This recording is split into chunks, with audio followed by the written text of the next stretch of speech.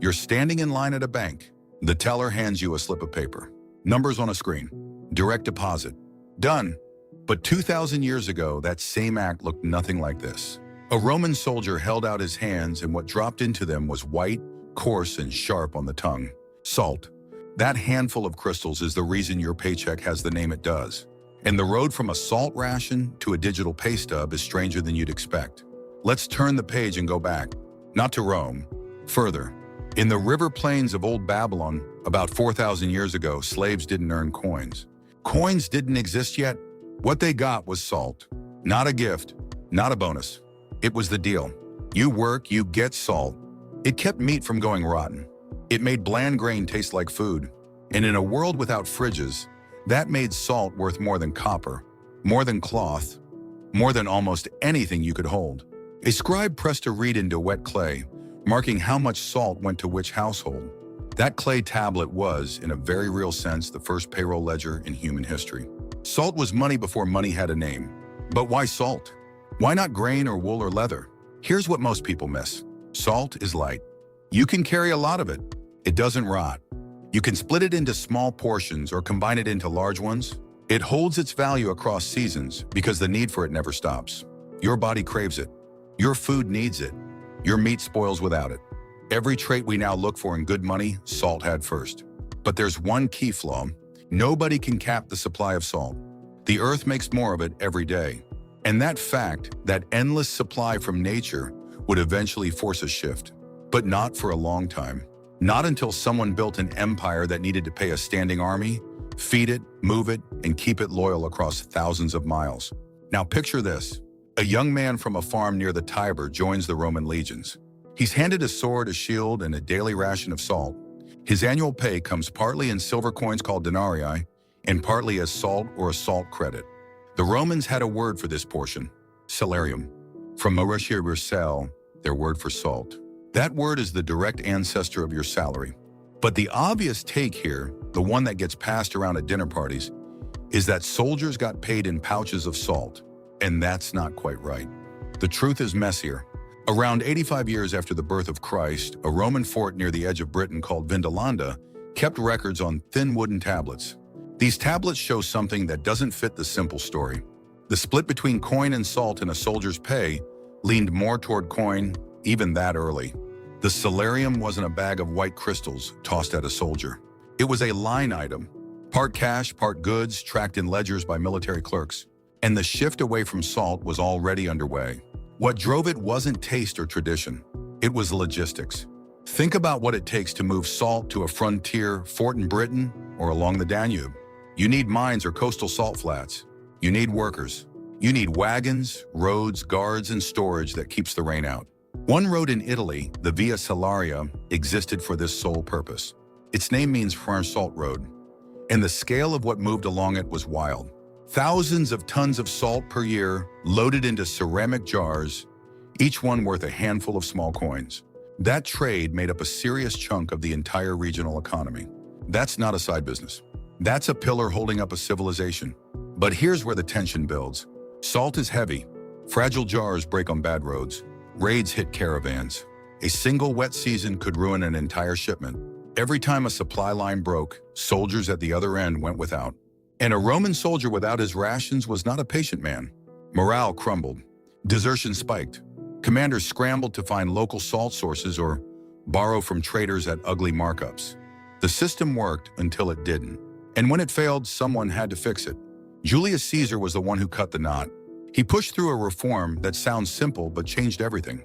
He replaced the mixed salt and coin pay with pure coin. No more salt rations as part of payment. The word salarium stayed. The salt left. From that point on, when a Roman soldier heard Master's salarium, it meant money. Not crystals, not jars, coins that clinked in a leather pouch. Augustus, the first emperor, took it further. He raised the coin pay and built systems to set what every soldier earned across the empire. And here's the part that might surprise you. As the coin replaced salt and pay, the coin itself started losing value. The silver denarius, the backbone of the Roman economy, held less and less actual silver as decades passed. The government was quietly doing what modern governments still do, stretching the money supply by thinning what each unit was worth. Sound familiar? Your dollar buys less every year for the same reason. The medium changes. The trick doesn't.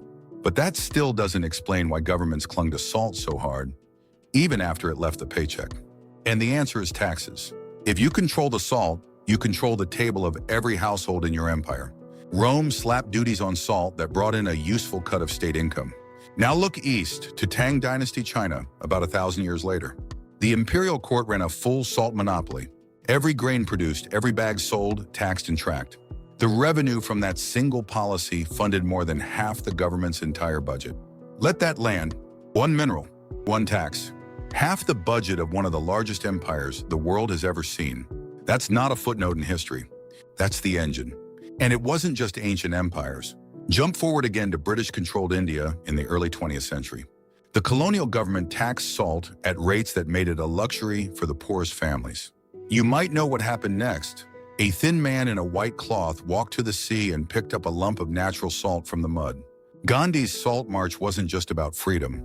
It was about breaking the oldest financial weapon in the ruler's toolkit, the right to tax what everybody needs.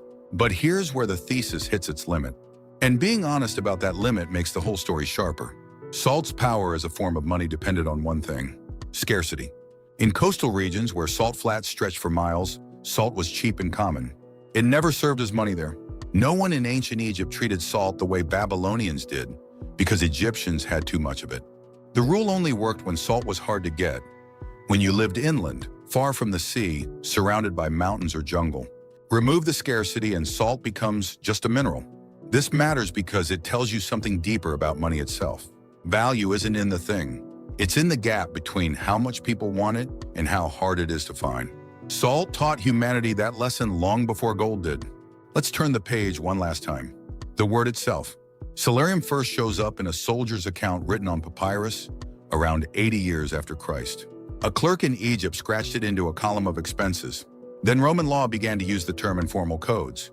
The empire faded. Latin broke apart into dozens of local tongues. But the word survived. Medieval monks writing charters used the phrase "esur mars in salarion" to describe payments to laborers and clergy. French speakers softened it into dirhach salaire, hakum. English borrowed it and shaped it into hawker salary. The word traveled 15 centuries in 4 languages. It outlasted the empire that coined it. And today, when your phone buzzes with a deposit alert, you're standing at the end of a chain that starts in a salt mine, passes through a soldier's hands, winds along a tax collector's ledger, and lands in your bank app. The substance is gone. The idea remains. People sometimes argue that this link is just a word thing. That modern payroll has nothing to do with a salt ration. And on the surface, that's fair. No one at your company's HR desk is thinking about Roman supply lines. But the concept, the idea that a state owes its workers a set amount in a standard unit for time served, that concept started here. It started with salt.